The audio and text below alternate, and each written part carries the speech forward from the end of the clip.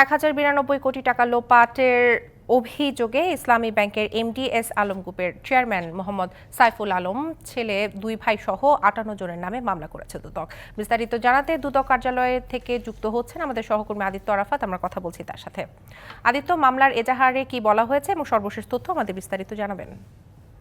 এটি একটি আলোচিত দুর্নীতির অভিযোগ ছিল। ইসলামী ব্যাংক থেকে ঋণের নামে বেশ অনেক টাকাই কয়েক হাজার কোটি টাকা আত্মসাৎ হয়েছে। তবে ধাপে ধাপে দুদক বেশ কিছু অভিযোগের অনুসন্ধান করছে এবং এর অভিযোগের অনুসন্ধান হিসাবে ইসলামী ব্যাংকের চাকতাই ব্রাঞ্চ থেকে 1092 কোটি টাকা আত্মসাতের অভিযোগে দুদক অনুসন্ধান কার্যক্রম শেষ করেছে এবং সেই অনুসন্ধানের অংশ হিসাবে বলা হয়েছে যে দুদক এরই মধ্যে বলা হয়েছে যে তারা যে অভিযোগটি এসেছিল বাংলাদেশ ব্যাংকের বিএফআইইউ সহ এবং দুদকের কাছে দুদকের অনুসন্ধানে এবং সেই অভিযোগের প্রমাণ পাওয়া গেছে। সেটি হচ্ছে 1092 কোটি টাকা লোপাট হয়েছে ইসলামী ব্যাংকের চাকতাই শাখার মাধ্যমে এবং এই দুর্নীতিটা করা হয়েছে অভিনব কায়দায়।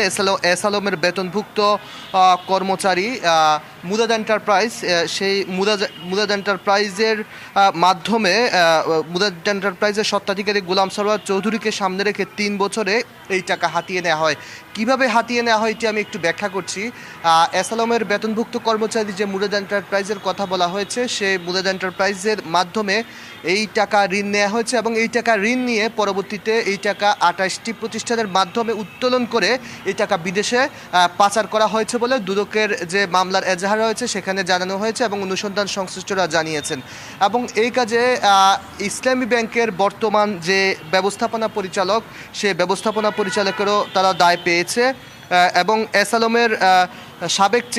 আলমের ছেলে, আলোচিত ব্যবসায়ী এস আলমের ছেলে আহসানুল আলম, উনি ব্যাংকটির সাবেক চেয়ারম্যান ছিল, উনাকে এখানে মামলায় আসামি করা হয়েছে। এছাড়া ইসলামী ব্যাংকের বর্তমান ব্যবস্থাপনা পরিচালক মনিরুল মাওলাকে এই কাজে আসামি করা হয়েছে এবং ব্যাংকের মোট 34 জন কর্মকর্তাকে এখানে আসামি করা হয়েছে এবং এছাড়া মোট মামলায় 58 জনের দায় পেয়েছে এবং 58 জনের বিরুদ্ধে দুদক এরই মধ্যে মামলা করেছে এবং এই মামলায় দুদক বলেছে অভিনব কায়দায় মানি লন্ডারিং করা হয়েছে, অর্থাৎ লেয়ারিংয়ের মাধ্যমে যে টাকা ঋণের নামে নেওয়া হয়েছে সেই টাকা ঋণের নামে লোপাট করে পরবর্তীতে এই টাকা পাচার করা হয়েছে বিদেশে।